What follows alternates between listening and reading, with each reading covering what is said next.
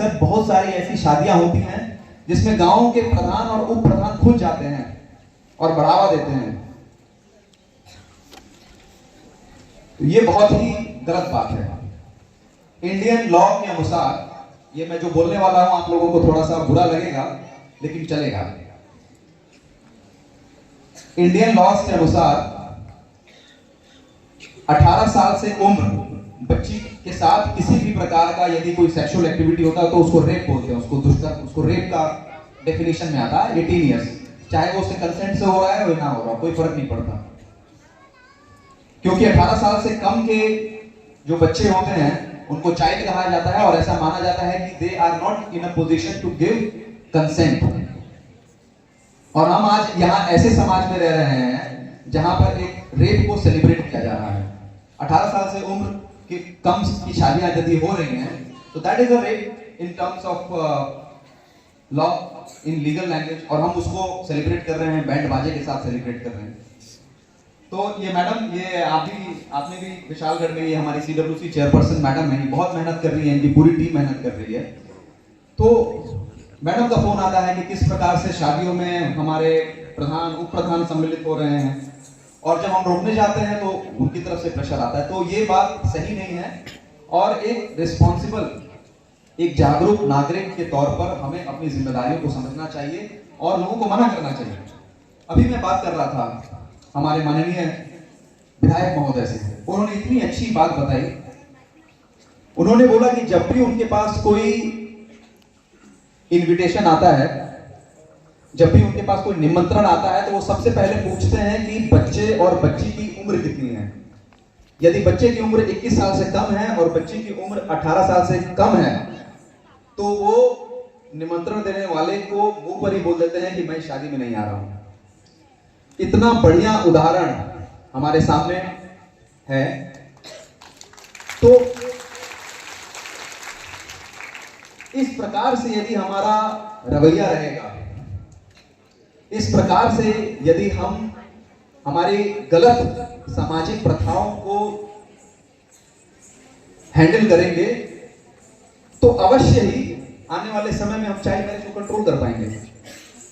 मतलब उनको पता है कि सामने वाला जो निमंत्रण दे रहा है, हो सकता है उसको बात बुरी लग जाए, और पब्लिक लाइफ में है, उनको नुकसान भी हो सकता है, लेकिन इसके बावजूद वो वही करते हैं जो उनको दिल से लगता है कि सही है। और हमको इसी प्रकार के पब्लिक लीडर्स, पब्लिक रिप्रेजेंटेटिव्स की जरूरत है, जो वही करे जो उनको दिल से सही लगता है। तो आप लोग यहाँ पर जो जानकर आश्चर्य होगा कि त्रिपुरा राज्य में,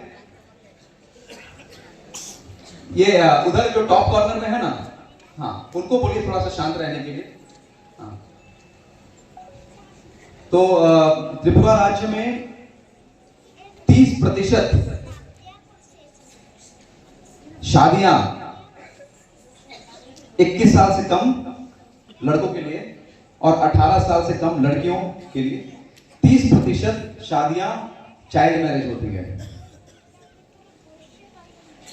ये प्रतिशत बहुत ज्यादा है। अगर हम राष्ट्रीय लेवल पे बात करें तो बिहार और वेस्ट बंगाल थोड़ा सा हमसे ऊपर है, 31% और 31.5% के आसपास ये दोनों राज्य हैं। बाकी नॉर्थ ईस्टर्न स्टेट में कोई भी ऐसा राज्य नहीं है जिसका इतना ज्यादा चाइल्ड मैरिज का परसेंटेज हो। नागालैंड का तो बहुत ही कम है, वो लीस्ट, मतलब वो बॉटम 3 में आते हैं। उनके यहाँ 6%, 6.5% के आसपास शादियां 18 साल से कम होती हैं। आसाम गवर्नमेंट ने भी इस पे बहुत अच्छा काम किया है। आसाम में भी बहुत ज्यादा हुआ करता था, लेकिन उन लोगों ने बहुत सख्ती से इस पे काम किया है, बहुत सारे अवेयरनेस प्रोग्राम्स किए हैं, सभी को इन्वॉल्व किया है, तो उन्होंने उस पर कंट्रोल किया है। तो हम लोगों को भी ये जरूरत है कि हम लोग इसको लेकर एक सचेतना फैलाएं, नहीं तो हमारा जो आने वाला जनरेशन है उसको बहुत समस्या होगी।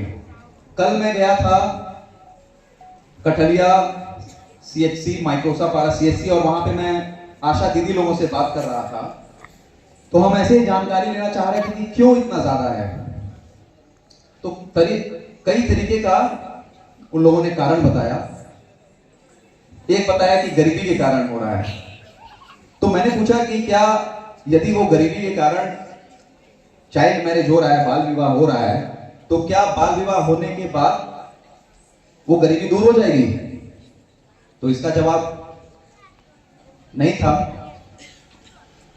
और लोगों ने बताया कि ये सर एक कल्चर का हिस्सा है, ये हम लोग करते आए हैं, लेकिन यदि कोई गलत प्रथा अगर आपका कल्चर का हिस्सा है तो उसको बदलने की भी जरूरत है।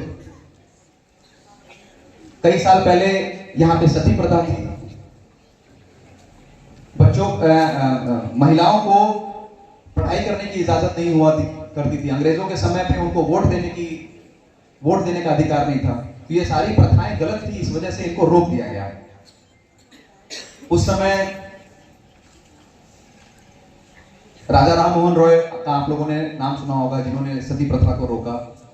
फिर बहुत सारे ऐसे रिफॉर्मर्स थे जिन्होंने गर्ल एजुकेशन को बहुत बढ़ावा दिया। सावित्री बाई फूले उनमें से एक थी। ऐसे बहुत सारे ऐसे रिफॉर्मर्स हैं। तो यदि कोई समाज में कोई ऐसी प्रथा है जो अच्छी नहीं है, तो उसको रोकने की भी जिम्मेदारी हमारी है। फिर हमने बोला कि क्या करना चाहिए।